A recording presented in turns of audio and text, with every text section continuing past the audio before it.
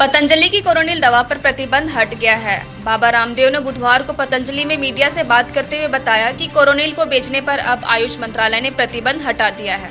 मंत्रालय की ओर से कहा गया है कि पतंजलि दवा बेच सकती है, लेकिन कोविड-19 को ठीक करने के नाम से दवा नहीं बेची जा सकेगी। उन्होंने कहा कि दवा को इम्यूनिटी बूस्टर के तौर पर बेचने की अनुमति मिली है, इसलिए दवा देश भर में बेची जा सकेगी। बता दें, पतंजलि ने कोरोना की पहली आयुर्वेदिक दवा कोरोनिल को एक किट के रूप में 23 जून को लॉन्च किया था।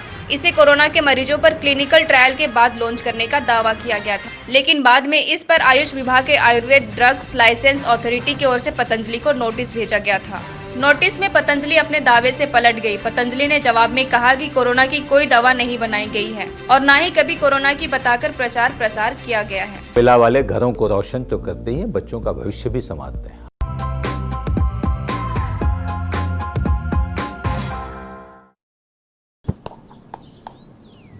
चिकू, तुमने बोला बड़ा रोल मिला है, तो मुझे लगा। क्या लगा?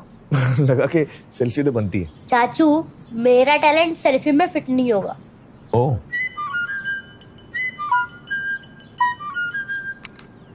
सेल्फी में तो फिट हो गया, गाड़ी में फिट होगा।